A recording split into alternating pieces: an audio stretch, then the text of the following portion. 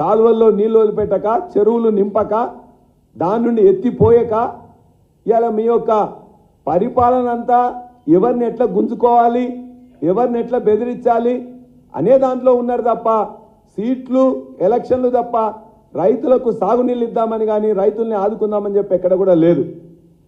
ఇవాళ మీరు ఈ పంట కూడా 51 లక్షల్లో దరిదాపుగా 10 నుండి 15 లక్షలు ఇలా అకాల వర్షాల వల్ల కానీ లేక నీళ్లు లేక కానీ పంట పండే పరిస్థితి లేదు.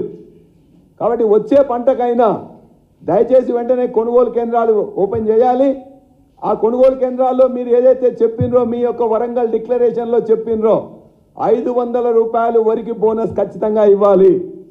ఇవాళ పంట తక్కువగా వేసిండ్రు, వేసిన పంటలో చీడపీడల కొంత పోయింది, నీళ్లు లేక కొంత పోయింది, వరి అకాల వర్షాల వల్ల కొంత పోయింది, తద్వారా దిగుబడి తగ్గుతున్నది. కాబట్టి రైతుల్ని ముంచకుండా మోసం చేయకుండా మీరు చెప్పిన విధంగా ఎన్నికల్లో మేనిఫెస్టోలో చెప్పిన విధంగా ఎలక్షన్లో చెప్పిన విధంగా వెంటనే వరికి 500 రూపాయలు ప్రకటించడమే కాదు, ఇవి వచ్చే కొద్ది పంటకైనా మీరు ఇవ్వాలని చెప్పేసి మేము డిమాండ్ చేస్తూ ఉన్నాం. అంతేవిధంగా రైతు బీమా 1,25,000 మందికి ఇచ్చినాం. ఆ 1,25,000 మందికి ఇచ్చిన వాళ్ళని తెలుసుకోండి. మేమే గతంలో ప్రీమియం కట్టినాం, ఈసారి కూడా వాళ్ళకు కూడా ఖచ్చితంగా ప్రీమియం కట్టాలని చెప్పి మేము కోరుతా ఉన్నాం. వారు ఇంకో మాట మాట్లాడారు, రుణమాఫీ ఈ ప్రభుత్వం చేసేటట్టు గత ప్రభుత్వం సరిగా చేయలేదు, మేము చేస్తాం ఒకటేసారి అని మీరు చెప్పారు కదా. డిసెంబర్ 4వ తారీఖు చేస్తామని ఒకరు చెప్పారు. డిసెంబర్ 9వ తారీఖునే ఎవరైనా తీసుకోకపోతే కూడా మరలా బ్యాంకుకి వెళ్ళి 2 లక్షల రూపాయలు తీసుకురండి, తప్పనిసరిగా డిసెంబర్ 9న 2 లక్షల రుణమాఫీ చేస్తామని ఆనాడు పిసిసి అధ్యక్షుడు నేటి ముఖ్యమంత్రి రేవంత్ రెడ్డి గారు చెప్పింది.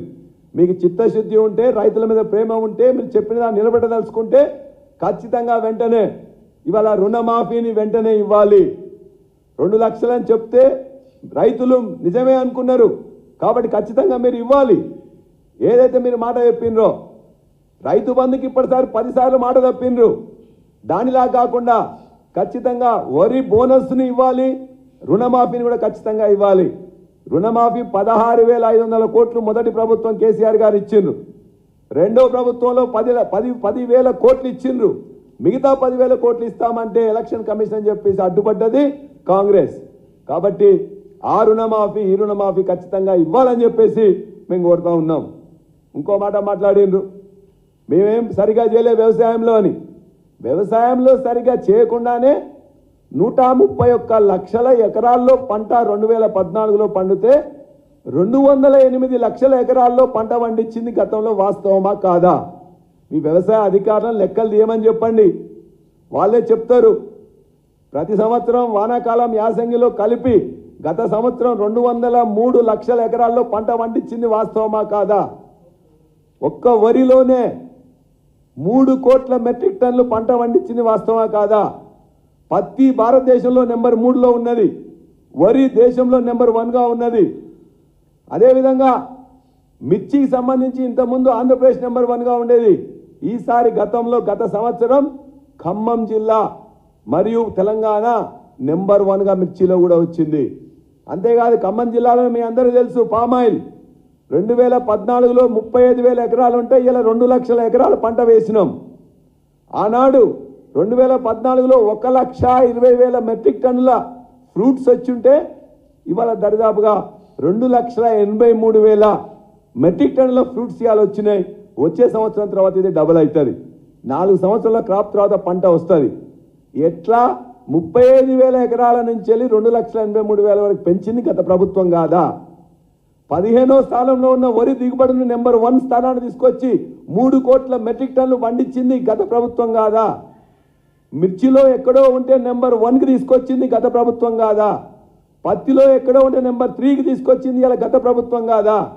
వరి దిగుబడే కాదు, సాగుబడిలో కానీ, ఉత్పత్తిలో కానీ, ఉత్పాదకతలో కానీ భారతదేశంలోని ఇలా తెలంగాణను అన్నపూర్ణ రాష్ట్రంగా చేసింది మాజీ ముఖ్యమంత్రి కేసీఆర్ గారు. మీకు లెక్కలు తెలియకపోతే తెలుసుకోండి. మంచిగా 46,000 చెరువులను బాగు చేసినాం.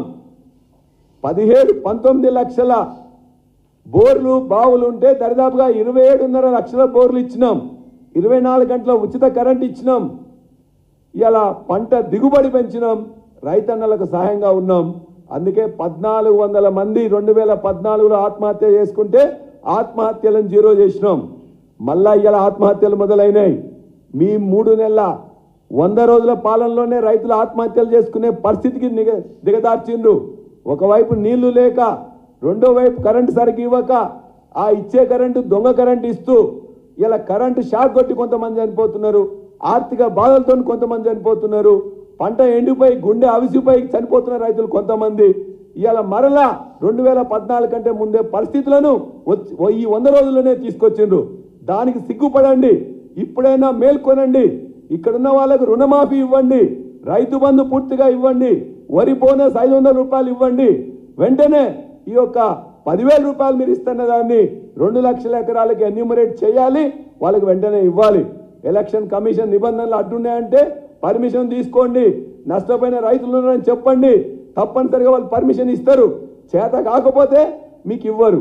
చేతనైతే ఖచ్చితంగా ఈ పరిస్థితుల్లో ఖచ్చితంగా కాపాడుకోవడానికి ప్రభుత్వం ముందుకు రావాలి.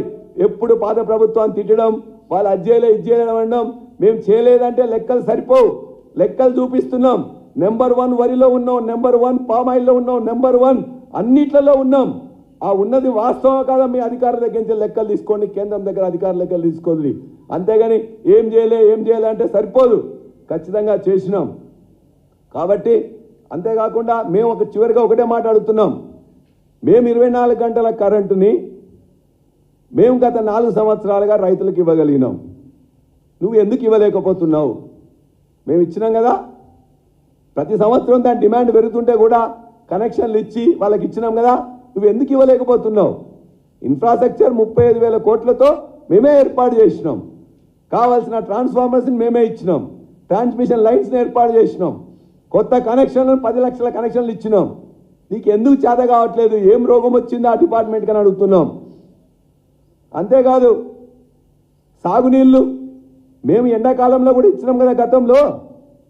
ఇవాళ కూడా సాగునీళ్ళు గోదావరిలో పోతున్నాయి కదా.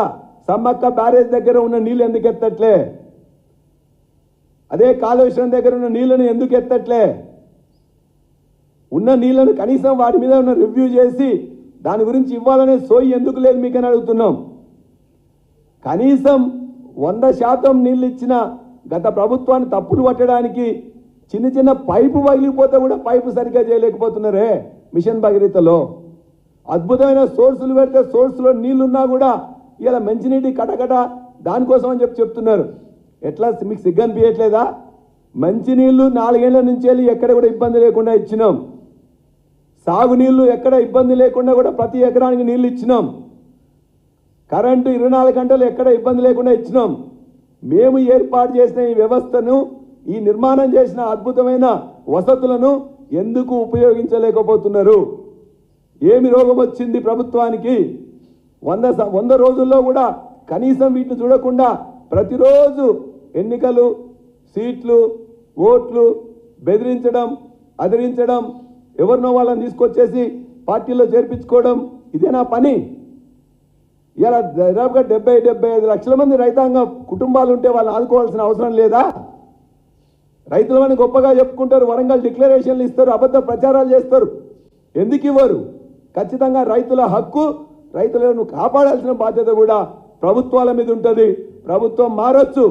ఏ ప్రభుత్వం అయినా ప్రభుత్వం రైతులకు ఇలా ఎక్కువ భాగం 60% మంది ప్రజలు వ్యవసాయం మీద ఆధారపడి ఉంటారు. వ్యవసాయ అనుబంధ పరిశ్రమ మీద ఆధారపడి ఉంటారు. వాళ్ళని కాపాడాల్సిన పరిస్థితి కూడా ప్రభుత్వాల మీదనే ఉన్నది.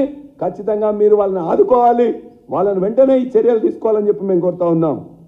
కొంతమంది చాలామంది ఇలా మీ యొక్క దృష్టి అంతా కూడా వ్యవసాయం మీద కాకుండా అదిరించి బెదిరించే దాంట్లో మీదనే ఉన్నది. చాలామంది ఇలా కాంగ్రెస్ కానీ బీజేపీకి కానీ అభ్యర్థులు లేరు. మా అభ్యర్థుల వెంటబడుతున్నారు, బతిలాడుతున్నారు, బామాడుతున్నారు, బెదిరిస్తున్నారు, అదిరిస్తున్నారు, ఎట్లనే తీసుకొచ్చి లోపలేసుకోవాలని పనిచేస్తున్నారు. వాళ్ళు కూడా ఏం చేస్తున్నారు?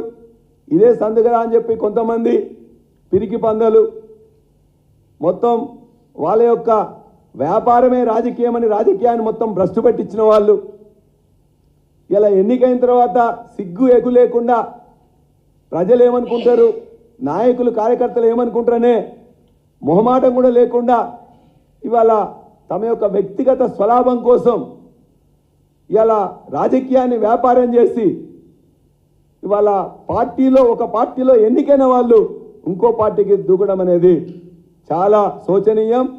వాళ్ళందరూ కూడా ఖచ్చితంగా భవిష్యత్తులో ఏ బాధతోని అని చెప్పేసి ఎవరో బాధ పెడుతూ పోతున్నారో, ఏ అక్రమాలు వాళ్ళే బయటపడతాయని చెప్పేసి వాళ్ళు అనుకుంటున్నారో, నువ్వేనా అక్రమం చేస్తుంటే అక్రమం కోసం సక్రమం చేసుకుందామని అక్కడికి పోతే ఆ అక్రమాల్ని భారత రాష్ట్ర సమితి బయట పెడుతుంది. ఎవరెవరైతే పిరికి పందల్లాగా అక్రమాలు చేయడానికి పూనుకొని అక్రమాలు సరికాకపోతే మళ్ళీ అక్రమాలు మళ్ళీ కంటిన్యూ చేద్దామని పోతున్నారో, మీ అక్రమాలను కొనసాగనీయం.